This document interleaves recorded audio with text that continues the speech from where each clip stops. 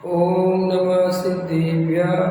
ओम नमः सिद्धेभ्यः। ओम नमः सिद्धेभ्यः।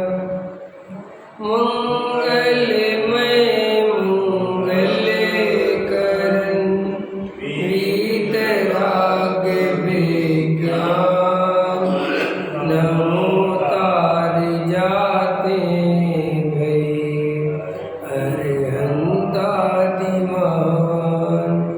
करे मंगल करे उमा ग्रंथ करन के काज जाते मिले समाज सब पावे निज पद राज इस भवतरु का मूल जानौ मिथ्या भाव ताको कर निर्मूल अब करिए मोक्ष उपाय संतप्त मानस शांति हो जिनके गुणों के गान में विवर्तमान महान जिन विचरे हमारे ज्ञान में। अभी अपन पूज्य गुरुदेव श्री का वचन सुन रहे थे तो उसमें चर्चा आ रही थी कि वक्ता कैसा होना चाहिए, ख्याल में है ना। तो उसमें बता रहे थे गुरुदेव आचार्य अमृतचंद देव लिखते हैं कि वक्ता को निश्चय और व्यवहार का सम्यक ज्ञान होना चाहिए। कौन सा कथन निश्चय से किया गया है, कौन सा कथन व्यवहार से किया गया है। अगर ये ज्ञान वक्ता को नहीं है तो वो खुद का भी नुकसान करेगा जिनवाणी पढ़ के और श्रोताओं का भी नुकसान करेगा। तो साथ में ये बता रहे थे कि देखो क्या गजब लिया है दिगंबर संतों ने। वक्ता का जो शर्त रखी वो ये नहीं रखी कि वो ब्रह्मचारी होना चाहिए, ये शर्त नहीं रखी कि वो त्यागी वृत्ति होना चाहिए, ये नहीं रखा कि मुनिराज होने चाहिए। सीधा क्या बोले, उपदेश दाता कैसा होना चाहिए कि उसे निश्चय और व्यवहार का ज्ञान होना चाहिए। और अज्ञानी जीव हम जैसे लोग क्या करते हैं, निश्चय और व्यवहार का ज्ञान भले ही ना हो लेकिन वो कुएं का पानी पीता।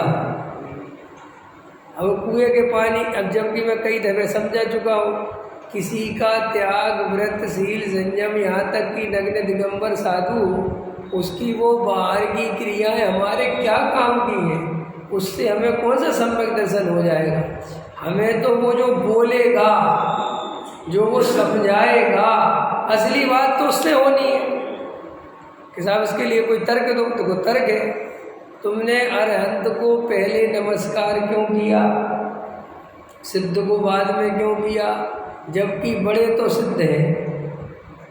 तो क्या उत्तर दिया कि सिद्ध भगवान से हमारे प्रयोजन की सिद्धि नहीं होती। तो ज़्यादा शुद्ध कौन है, सिद्ध है कि अरहंत है?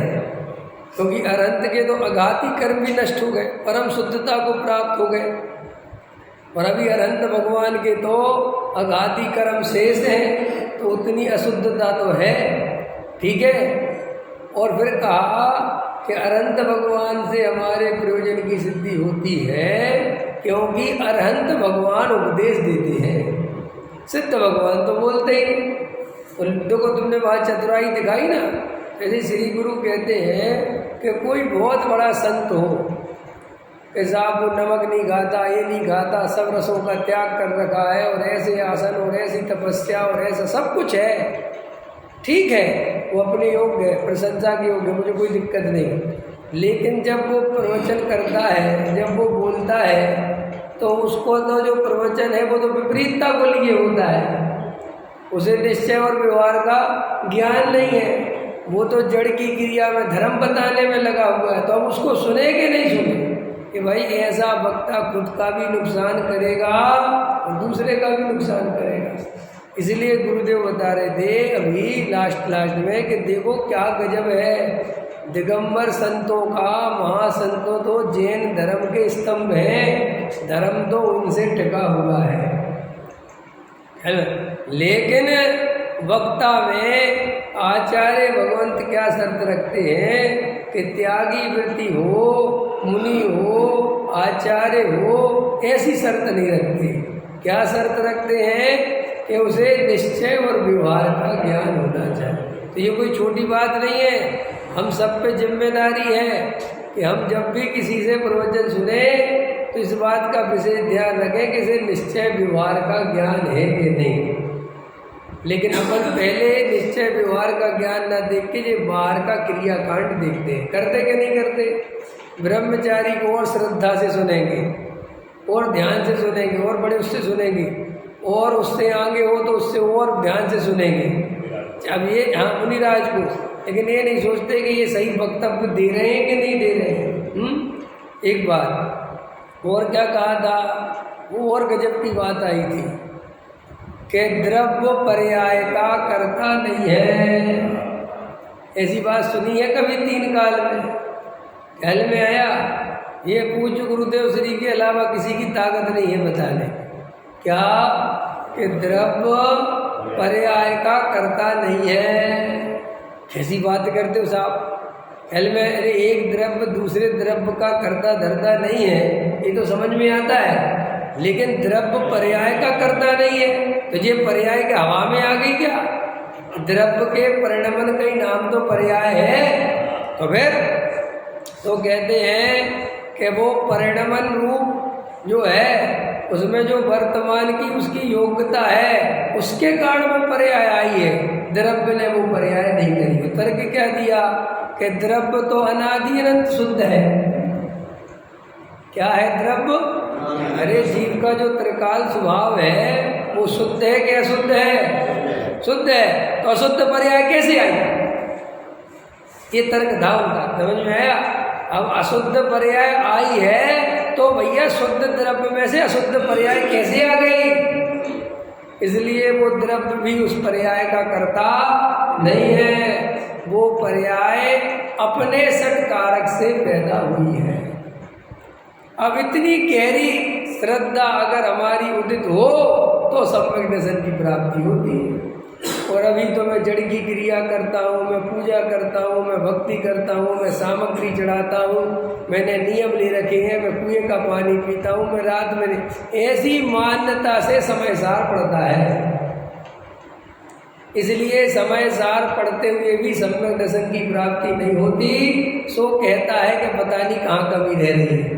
अरे तेरी कर्ता कर्म की कमी है। ख्याल में आया? कहाँ श्री गुरु कहाँ से समझाते, तू कहाँ से समझता है? अरे भाई इतनी स्वतंत्रता का भाव भाषण होना चाहिए, तब तो जाके द्रव्य दृष्टि होगी, तब तो ये पर्याय दृष्टि टूटेगी। पर्याय दृष्टि कैसे छूटेगी?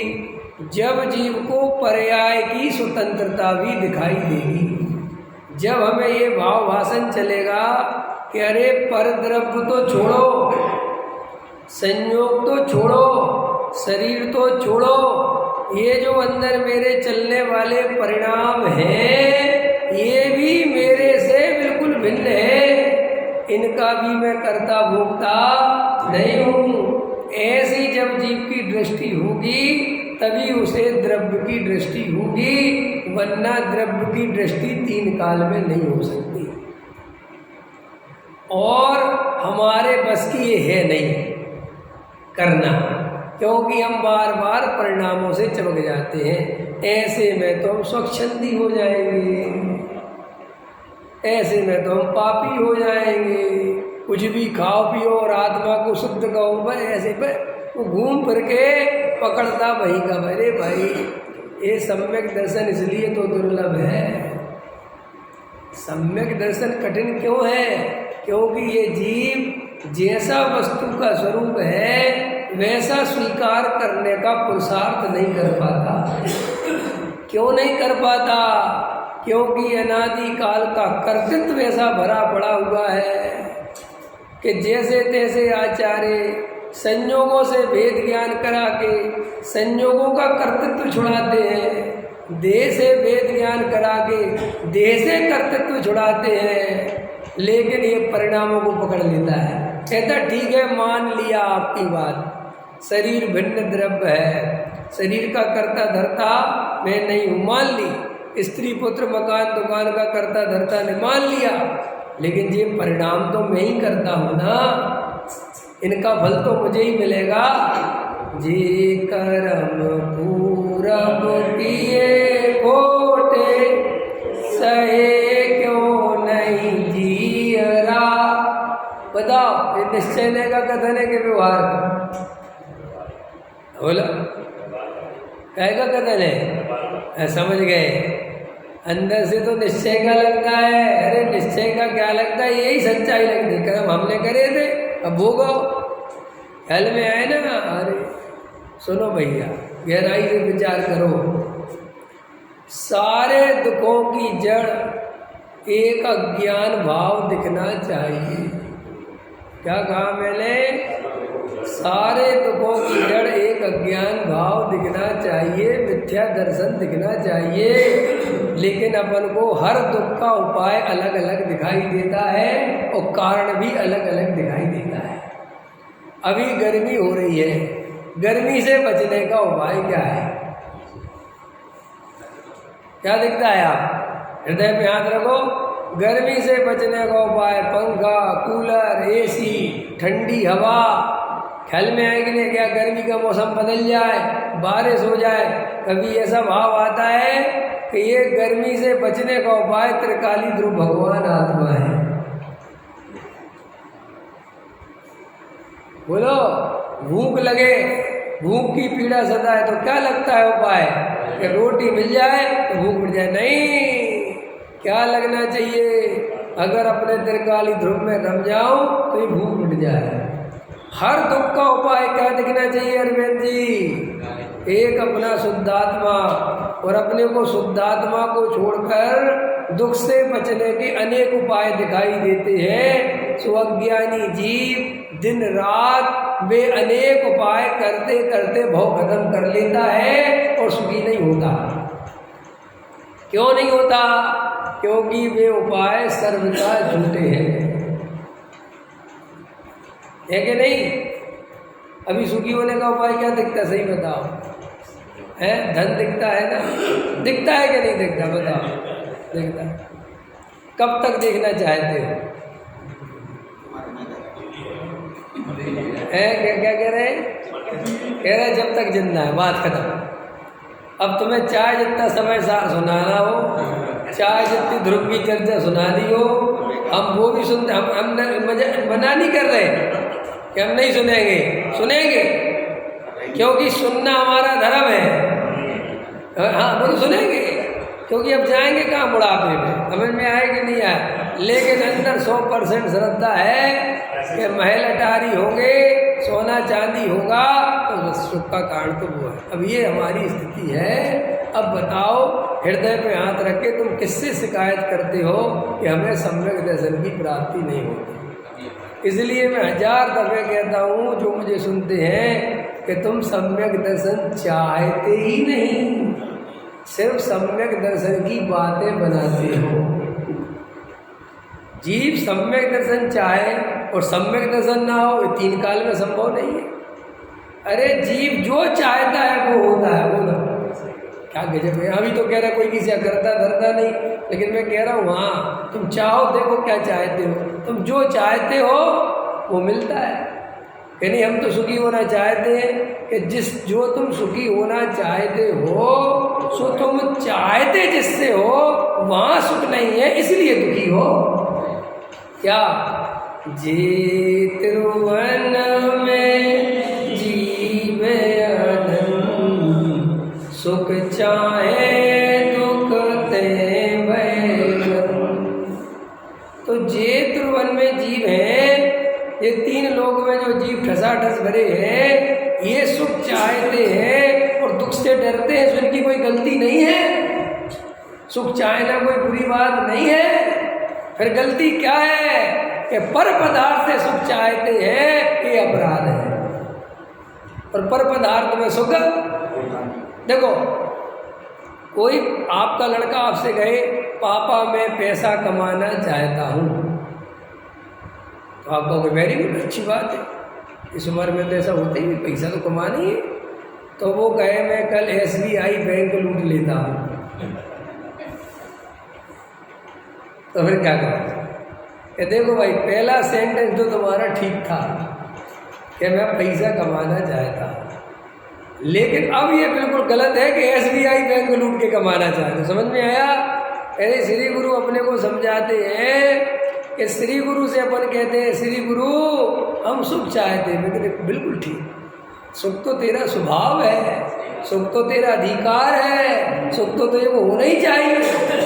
कि महाराज हम रसगुल्ले से सुख चाहते हैं, हम धन से सुख चाहते हैं, हम सोने चांदी से सुख चाहते हैं, हम स्त्री से सुख चाहते हैं, हम पुत्र से सुख चाहते हैं। कि बस हमें ये गलत हो गया, ये गलत है। आत्मा का सुख, आत्मा को सुख आत्मा के द्वारा ही मिल सकता है। पर पदार्थ मुझे सुखी कर देंगे, इस मान्यता के कारण दुखी हो रहे हैं। पर पदार्थों से दुख भी नहीं आया और पर पदार्थों से सुख भी नहीं आया। जैसे कोई रेत को पेले, दिन रात रेत को पेले और रेत में से तेल निकले नहीं, सो दुखी हुए। सो बताओ रेत की गलती है? रात दिन पानी को भिगोए और घी निकले नहीं, तो पानी की गलती है कि तेरी अज्ञानता है। पूरा कहते यदि श्री गुरु कहते, तू कहता स्त्री बुरी है, पुत्र बुरा है, पड़ोसी बुरा है, समाज बुरा है, ख्याल में है कि नहीं है, मेरे बच्चे अच्छे नहीं। अरे भाई वे तो सब अपनी अपनी जगह ठीक है, तूने व्यर्थ में उनसे सुख की कल्पना करी, इसके कारण भी है। बोल, ऐसा नहीं मानता, ऐसा मानता है कि अगर मेरा पुण्य का उदय होता तो मैं सुखी होता। बोलो अच्छा अभी भी लगता बंदुकी का ऐसे पुण्य के उदय और पाप के उदय से मानते ना। बोलो ये शरीर में रोग है ना, है ना, रोग है ना, कि हाँ ना रोग है, तो रोग है तो क्या मानता है कि मेरा पाप का उदय है, इसलिए मेरे शरीर में रोग है, मैं इसलिए दुखी हूँ। बराबर। अब इसका उल्टा करो, इसका अर्थ निकला कि अगर मेरा पुण्य का उदय होता और मेरे शरीर में रोग नहीं होता तो मैं सुखी होता। ये अर्थ निकला। अब बोलो ये मान्यता महामिथ्यात्व है कि नहीं? और ये मान्यता हमें मिथ्यात्व लगती है? लगती है? अब नहीं लगती तो संप्रसन कैसे प्राप्त होगा? भैया अभी आपको सम्यक दर्शन की कीमत समझ में नहीं आ रही है, आपको मजाक लग रही है। जब अभी थोड़ा सा एक कर्म खिसकेगा, ख्याल में है ना, जब चारों खाने चित्त डले रहोगे और जब अपनी मक्खी भी नहीं भगा पाओगे तब कुछ काम के नहीं बचोगे और जितनी बढ़िया बढ़िया बातें सब उड़ जाएंगी छेड़ू सबसे। क्यों? सुनो सुनो, ऐसा क्यों कह रहे हो? क्योंकि जीव का ऐसा स्वरूप है, अत्यंत तकलीफ हो तो भी तत्व विचार नहीं कर सकता और ज़्यादा ही सुख हो तो भी तत्व विचार नहीं कर सकता। और अभी तुम्हें ज़्यादा ही सुख चल रहा है। अंदर समझ में विजयन साहब कह रहे हैं बिल्कुल नहीं चल रहा, अरविंद जी से पूछो, वो कह रहे बिल्कुल ठीक, बहुत चल रहा है। समझ में आया कि नहीं आया? अरे कैसी दोस्ती बना रही। अरविंद जी कह रहे सुख ही सुख चल रहा, इनके नहीं चल रहा। अरविंद जी 2-4 गड्डियाँ भेज दो इनके, तो इनके भी सुख हो जाए। हाँ, क्योंकि इनको पता है जैन साहब को दुख क्यों लग रहा है, तुम पे गड्डियाँ ज़्यादा आती हैं, इन पे कम आती है। कह रहे हम कोई सुखी नहीं। समझ में आया कि नहीं आया? अरे सुनो सुनो, जैसे अभी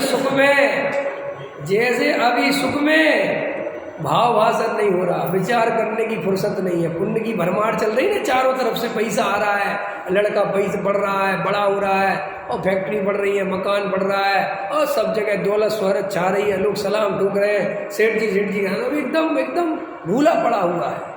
समय सार सुनता भी है लेकिन गाफिल में था, गाफिलता में सुनता है, बेहोशी में सुनता है, क्योंकि वो नशा तो उसका चढ़ा हुआ है ना। धन दौलत का। अब सुनो क्या होता है, ये धन दौलत का नशा भी तब तक ही चढ़ा रहता है, ध्यान रखना, जब तक ये देह सही चलती है। ये और गजब की बात बता रहा हूँ समझ में आया?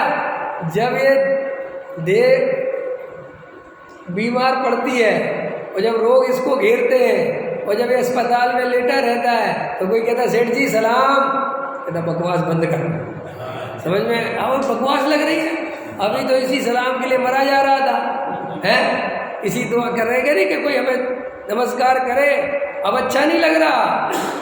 अब कहता है हमें यहाँ अच्छा नहीं लगता, यहाँ हमारा कोई न दिखता, मुझे लागे यहाँ पर दे।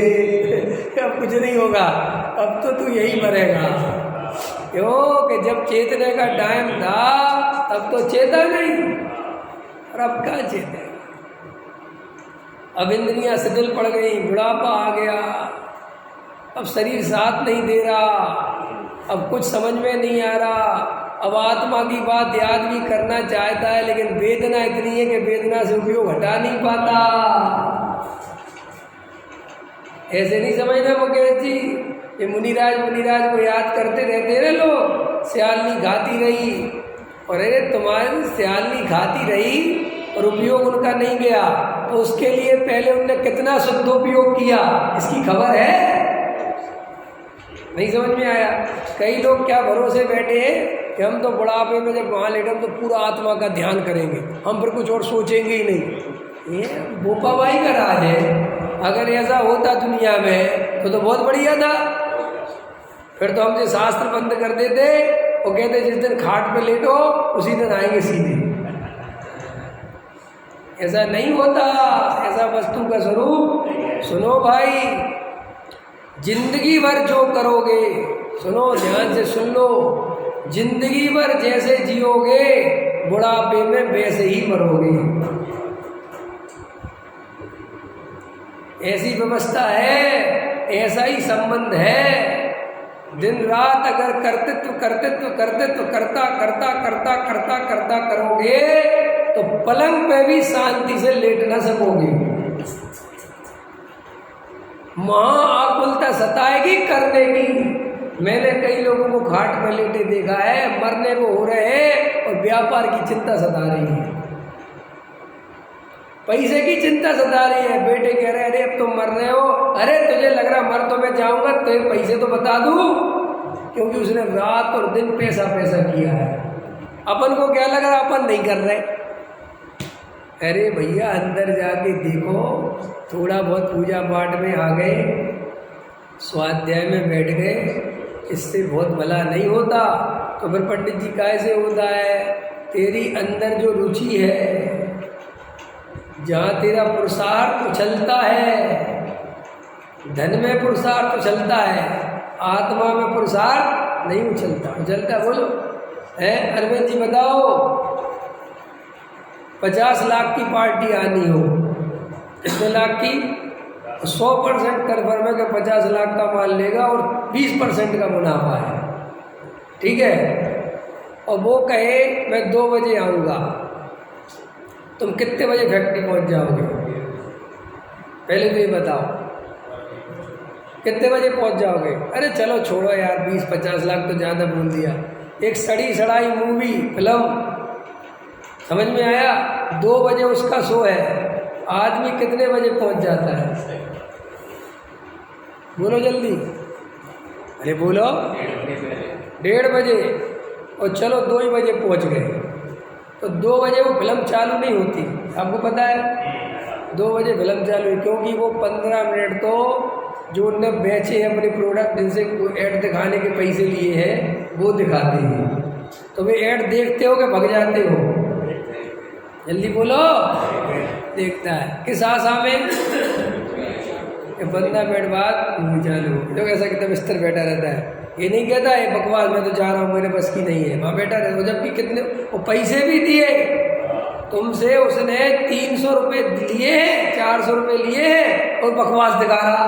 15 मिनट तुम्हारा खर्च कर रहा है कि नहीं कर रहा? और तुम्हें देखना पड़ेगा, देखना हो तो देखो ना, जाओ वो पैसा वापस मिलेगा। तुम अगर बाहर जाके कहो कि तूने जो ऐड दिखाया है जे हमें नहीं देखनी तेरी फिल्म, पैसे वापस हुए तो बंद, या पेटी में बंद बराबर। और वो 50 लाख तक आने वाला हो तो वहाँ कहता है बैठा रहता है। अब वो फ़ोन करता है 2 बजे, भैया आप आए नहीं, हम आके बैठ गए, बैठो शांति से सेठ जी, अभी थोड़ी देर बाद आओ, आधा घंटा बाद। तो आधा घंटा बाद बैठा रहता है। वो कहता है अभी रुक जाओ, अभी और आधा घंटा लगेगा, तो बैठा रहता है। वहाँ ये नहीं सोचता कि मैं भी चला जाता हूँ जब ये आ जाएगा। सोचता है मन में अगर मैं चला गया और ये गलती से निकल गया और पड़ोसी ने पकड़ लिया, पड़ोसी में फैक्ट्री है भाई, पूरा कैमरे में देखता रहता, अपने यहीं आना चाहिए, अथवा अपना आदमी वहाँ खड़ा कर देता है कोने पे कि वहीं से पकड़ लेना, क्योंकि यहाँ फैक्ट्री बहुत है। अरविंद जी समझ रहे हैं पंडित जी क्या कहने वाले, समझ में है ना। ऐसे ही वहाँ तो इतनी समता भाव करता है, और मंदिर में 10-5 मिनट अगर समय बर्बाद हो, नहीं समझ में आए तो कहता है मुझे नहीं सुनना, नहीं, जबकि यहाँ तो मक्खन है। अरे हम तो पूज्य गुरुदेव श्री के सामने कुछ भी नहीं है। तुम पूज्य गुरुदेव श्री को भैया यही समझ के सुना करो कि ये जो बोल रहे हैं इन्हीं से पूरी दुनिया में धर्म छाया हुआ है। अब मुझे अभी समझ में नहीं आ रहा, कोई बात, आने वाले समय में आएगा। और सुनो, जब तक गुरुदेव समझ में नहीं आएंगे अरविंद जी, तब तक अपन पक्के मोक्षु नहीं बन सकते। ये जितने कच्चे कच्चे मोक्षु बन गए ना, समझ में, ये सब पूज्य गुरुदेव को समझे बिना बन गए। इसलिए 2 कौड़ी के हैं। 2 कौड़ी के क्यों है? कहीं भी दौड़ते रहते हैं, किसी को भी सुनते रहते हैं, समझ में आए कि नहीं आए, सब जगह घूमते रहते हैं, पंच कल्याणों को में नाचते कूदते फिरते हैं। असली मोक्ष होता है वो तो तत्व का प्यासा होता है, उसको तो ऐसा सारी दुनिया भूल जाए। अपन को गुरुदेव के स्वाध्याय के प्रति इतनी भक्ति होनी चाहिए कि जब पूज्य गुरुदेव का प्रवचन चले तो अपन जैसे भगवान को टकटकी लगा कर देखते हैं, वैसे टकटकी लगा के देखो कि यही वो महापुरुष है जिसने सारे जगत को त्रिकालिक रूप भगवान आत्मा समझा दिया। अगर ये महापुरुष नहीं होता तो पता नहीं क्या होता। हम अभी गृहीत मिथ्या दृष्टि होते हैं, अपने ऊपर पिछी रखवा रहे होते हैं, रखो माँ ऊपर महाराज रखो, हाँ, अपनी दुकान का उद्घाटन करवा रहे होते, साईं बाबा की फोटो लगाते फिर रहे होते, गणेश जी पूछते फिर रहे होते। और जो गुरुदेव के सत्संग में नहीं आए, जिनको गुरुदेव का सानिध्य नहीं मिला, वे यही तो कर रहे हैं। और क्या कर रहे हैं? एक तरफ बड़े महाराज टांग रखे हैं और एक तरफ गणेश जी टांग रखे हैं, समझ में है कि नहीं है? उनसे कहो कि तुम्हारे जो बड़े महाराज ने आज तक नहीं बताया कि जो गणेश जी कुछ नहीं करते। देखे कि नहीं देखे? है तुम्हारा ये है जैन साड़ी वाला, जाओ इसकी दुकान पे। एक दिन मैं गया, अब तो है तो जैन वाला, जैन साड़ी वाला जगह, तो मैं गया तो मुझे वो पार्श्वनाथ की फोटो देखने में पसीना आ गया। इतने देवी देवता लगा रखे, इतने देवी देवता लगा रखे। अब मैंने कहा अरे जैन है और भगवान अपने तो कहीं नहीं दिख रहे। तो मैं उसके मालिक के पास गया, मैंने कहा आप जैन हो ना? भाई साहब कैसी बात, जैन है? पर हमने कहा कहीं जैन का एक आध भगवान को तो जगह दे दो। कह रहे भाई साहब आप ध्यान से देखो, पीछे लगे ना, सबसे पीछे जी हालत है जैनियों की, क्योंकि वो भी जानता है कि जे भगवान कुछ नहीं करते। वो पी के फिल्म देखी ना, वो फिर तो फोटो को खरीदता है मूर्ति, तो कहता है जे कितने का है? वो कहता है 20 रुपये का। कहता है जे बड़ा है, जे कितने का है? 40 रुपये का। तो कहता है काम एक सही करता है क्या? बोले हाँ काम तो एक सही करता है। तो बोले फिर काय को पैसा खर्च करना है, छोटे ही वाला दे दो। समझ में आया कि नहीं आया? और छोटे वाले से क्या कहता है, परीक्षा करता है ना वो भगवान की, ऐसी प्रतिभा वो रख लेगा और कहेगा भगवान मुझे भूख लग रही है, कुछ खाने को दे दो। इतने में कोई समोसा रख देता है, अरे ये भगवान तो काम कर रहा है। क्या बनाया उसने है। ऐसी मैं जब ये फिल्म देखी, मैंने एक 2 फिल्में देखी मैंने, एक OMG देखी और एक AJ देखी, तो मुझे इतनी प्रसन्नता हुई कि यार ये तो बहुत बढ़िया काम कर दिया इस डायरेक्टर ने, निर्देशक ने, जिसने ये बनाई। हमने कहा यार इससे तो बहुत लोगों का गृहीत मिथ्या टूट जाएगा, बहुत लोगों को अकल आ जाएगी कि पागलपन छोड़ रहा है। लेकिन वो फिल्में आ गई, हजारों करोड़ कमा के चली गई, खूब जनता ने तारीफ करी, खूब बढ़िया रिएक्शन थी, ये नहीं कि फ्लॉप हुई, हिट भी हुई, अरे बहुत बढ़िया, बहुत बढ़िया साहब, बहुत बढ़िया। लेकिन गिरा वही का वही। अभी भी शंकर जी को दूध पिलाता कर रहा है, अभी भी भगवान से कह रहा। तो उसमें कैसी कॉमेडी थी, तो वो क्या कहता है कि इस भगवान की बैटरी खत्म हो गई तुम्हारा ही भगवान। ऐसे मूर्ख है ये महाराज भगवान वगैरह के पास जाते हैं और वे दया दान पूजा भक्ति का उपदेश। देखो कभी कभी एक मजेदार बात बताता हूँ, कई साधु संतों को सोनगढ़ियों की बुराई करने का टाइम है, सोनगढ़ियों के खिलाफ बोलने का टाइम है, समझ में आया? उनके प्रति जहर उगलते रहते हैं। और मजेदार बात है वे भगत उसमें से कोई साईं बाबा को पूज रहा है, कोई गणेश जी को पूज रहा है, कोई क्या है ये तुम्हारा है ना पीछे के पेछड़ों देवी जा रहा है, वो उसमें बोलते नहीं। अरे सोनगढ़ियों पे बोल लेना, मुझे कोई दिक्कत नहीं है, बाद में बोल लेना, पहले इनका गृहीत मिथ्या को छुड़वा दो। नहीं समझ में आया? पहले बड़ा पाप छुड़वा दो, बाद में छोटा ना। ये तो बड़े बड़ा पाप कर रहे हैं। कैसी कैसी अज्ञानता छाई गई है, कैसी जीव की दशा है। अरे आश्चर्य होता है। ये महाराज जितने नोटिस लगवाते हैं कि यहाँ सोनगढ़ों के शास्त्र पढ़ना निषेध है, ये जयपुर के साथ इसकी जगह काश ये नोट लगवाते कि यहाँ गृहीत मिथ्यात्व का सेवन नहीं करना, यहाँ अन्य देवी देवताओं की पूजा नहीं होगी, यहाँ पद्मावती को नहीं बैठाया जाएगा। काश ये नोटिस लगवाते। ये नोटिस लगवाने की फुर्सत नहीं है। समय सार नहीं पढ़ो, समय सार पढ़ लेगा तो कौन सी आफत आ जाएगी? समय सार पढ़ के कोई आफत नहीं आएगी, लेकिन एक गृहीत मिथ्या दृष्टि बना रहेगा तो बेचारा आफत से ही घिरा रहेगा। खबर नहीं है जी को, विचार नहीं है, कुछ खबर नहीं है, क्या करे भैया? विचार ही तो नहीं करते अपन, यही तो प्रॉब्लम है। क्या जब बात आई, ओहो द्रव्य अपनी पर्याय का भी करता नहीं है। द्रव्य की जो पर्याय होनी है वो अपनी योग्यता से, अपने सत्कारक से, अपने स्वतंत्र पूर्वक होती है। उसका कर्ता धर्ता वो द्रव्य नहीं है। वो क्या गुरुओं ने अपने को निर्भर किया है। अरे श्री गुरु अपने से कह रहे तू परद्रव्य की चिंता कर रहा है, तू परद्रव्य की चिंता में मगन है, और हम तुझसे कह रहे तू अपनी पर्याय का भी करता नहीं है। तो क्या करे? नाचो। अरे नाच जाना अंदर हृदय, शरीर नहीं नाचना, शरीर नहीं नाचना। शरीर नचाने वाले तो अज्ञानी होते हैं, ज्ञानी तो अंदर नाचते हैं। अमृतचंद आचार्य देव जब अंदर नाचते हैं तो समय सार कलशों की स्थापना करते हैं। समझ में आया कि नहीं आया? ज्ञानी भी नाचते हैं, लेकिन ज्ञानी पर की धुन पे नहीं नाचते। बजावे कोई और नाचे कोई, ऐसे ज्ञानी नहीं नाचते। तो फिर ज्ञानी कैसे नाचते हैं? खुद ही बजाते हैं और खुद ही नाचते हैं। खबर नहीं क्या वस्तु का स्वरूप अपने हाथ में आ गया है। ऐसा आनंद बरसना चाहिए, ऐसा आनंद बरसना चाहिए। कल एक रात में पढ़ रहा था मैं,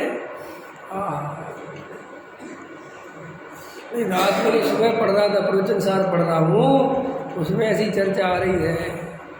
ज्ञानियों को तो फिरती समय ये उपयोग इधर से उधर ना जाए।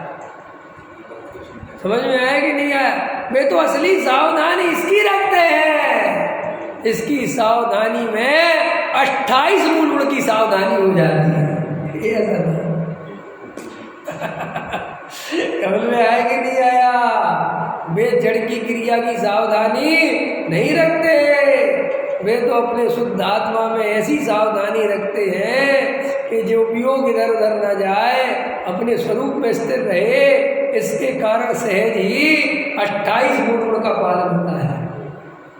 और अज्ञानी जीव केवल क्रिया की सावधानी रखता है, उपयोग को नहीं पहचानता, स्वरूप को नहीं पहचानता। अरे मैं स्वयं ज्ञायक हूँ, ये अकेला नहीं है, मैं स्वयं ज्ञेय भी हूँ। मुझे सारे जगत को जानने की ठेकेदारी नहीं है, मैं स्वयं ही ज्ञान हूँ और स्वयं ही ज्ञेय हूँ। वाह, मैं मेरे ही को जानूंगा, मैं जगत को नहीं जानूंगा, क्योंकि मुझे मेरे को जानना है। जैसे देखो भाई, फोटोग्राफी होती है तो उसमें सबकी फोटो नहीं देखता, किसकी देखता है? अपनी। चाहे अपनी शक्ल कितनी ही बुरी क्यों ना है। अच्छा एक बात बताओ, ये काले कलूटे आदमी होते हैं बहुत ज़्यादा, जिनकी शक्लें बिल्कुल बहुत बुरी सी होती है, वे लोगों की फ़ोटो खिंचती होगी सामूहिक फ़ोटो, तो वे अपनी देखते होंगे कि दूसरे की देखते होंगे? पक्का नहीं यार, ऐसा लगता है मुझे दूसरे की कहते मेरी मत दिखाओ, मैं तो दूसरों की देखूंगा। नहीं, कितनी बुरी शक्ल हो तो भी उसी को संवारता है, उसी को देखता है। बोलो, तुम अगर कंघी रखो अपने जेब में तो अपने बाल संवारने के लिए कि दूसरे के? बोलो जल्दी। ये दिल्ली वाले बहुत रखते हैं, समझ में? हाँ, मैंने देखा कई लोग रखते कंघी, मुझे बड़ा आश्चर्य होता है। हमारे समय में तो हम गांव में रहते थे, तो जो 18-20 साल की उम्र के लड़के होते थे, एक कंघी वंगी को रखते थे, तो हमारे दोस्त वगैरह रखते थे। तो जैसे तो मेरे को कभी कंघी वंगी रखने के विकल्प नहीं आए, तो वे करते थे कंघी, तो कभी कभी उन्हीं की कंघी लेके कर लेता। समझ में आया कि नहीं आया? तो उनकी कंघी से भी किसकी कंघी करी? दूसरे की नहीं। और उनकी कंघी अच्छी बनी कि नहीं बनी कोई मतलब, कोई लेना देना। और कभी कभी दूसरे लोग मूर्ख होते, उसे बताना भैया मेरी कंघी बराबर हो गई, हाँ ठीक है ठीक है, वो बिल्कुल इंटरेस्ट नहीं लेता। हम दूसरे में इंटरेस्ट लेते हैं क्या? कोई कहे देखना हमारी फोटो, हाँ अच्छी, बढ़िया बढ़िया, हम बिल्कुल उस भाव से नहीं देखते। लेकिन अपनी फोटो किस भाव से देखते हैं? जल्दी बोलो। एकदम टकटकी लगाकर। कैसे ही श्री गुरु कहते हैं, गेयों को ऐसे ही देखना जैसे दूसरों की फोटो देख रहे हो, और गायक को कैसे देखना? ये मेरी फोटो है, ये मैं हूँ, ये मेरी सत्ता है। तो आनंद से भर जाएगा, आनंद ही आनंद आएगा। सारे दुखों की जड़ मिथ्या दर्शन दिखना चाहिए। इस लाइन को नोट कर लो। तुम्हें हमें संसार में जितने भी दुख हैं उसका मूल में एक ही कारण है, सिर्फ और सिर्फ मिथ्या दर्शन। और कोई संसार में दुख का कारण और सुख का कारण क्या है? फिर एकमात्र सम्यक दर्शन। तो भूख सतावे, प्यास सतावे, रिश्ते नाते सतावे, देह की पीड़ा सतावे, संयोग सतावे, पड़ोसी सतावे, गरीबी सतावे, कुछ भी सतावे, मान सतावे, तो सबके अंदर क्या देखना? इन सब के मूल में मिथ्या दर्शन है।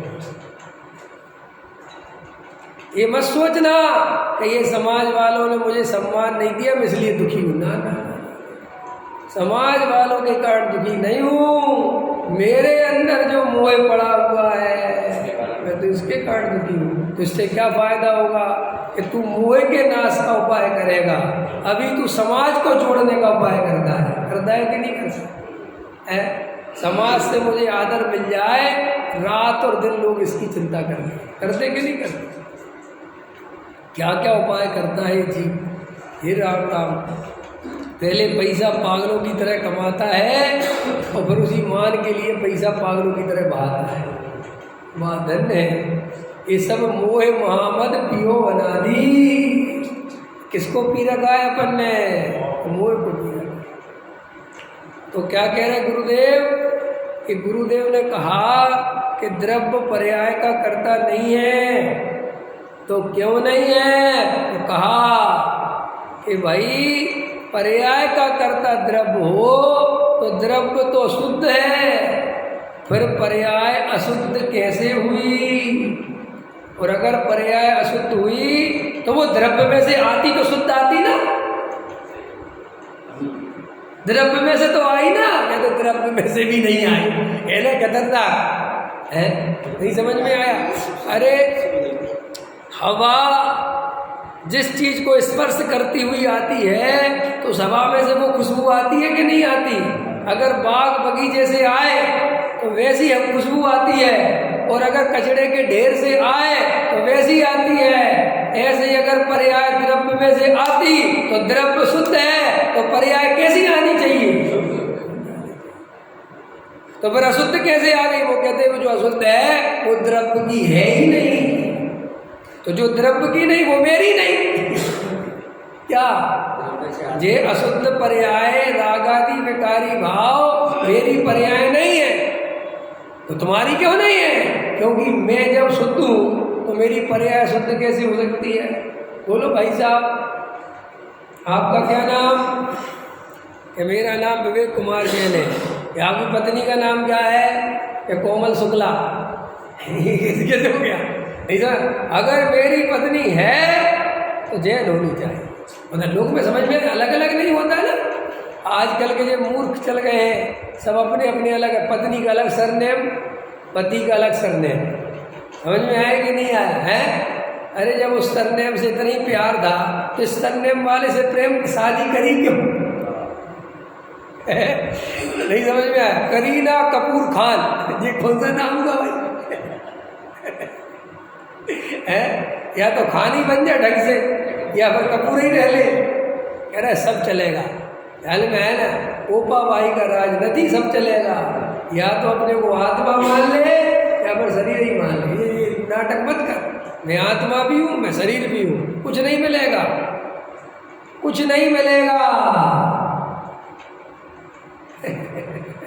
जीव का भी भरोसा कैसा है नहीं? जीव का भरोसा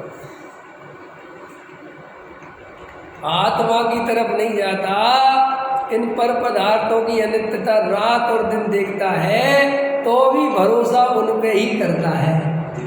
नहीं आश्चर्य नहीं होता? अरे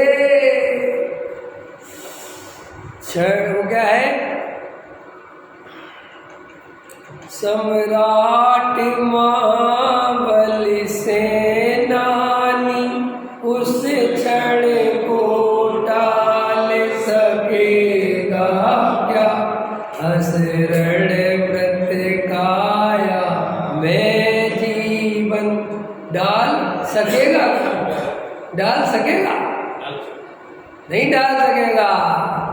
संसार मां दुख सागर में प्रभु सुखमय दुख आभासों में।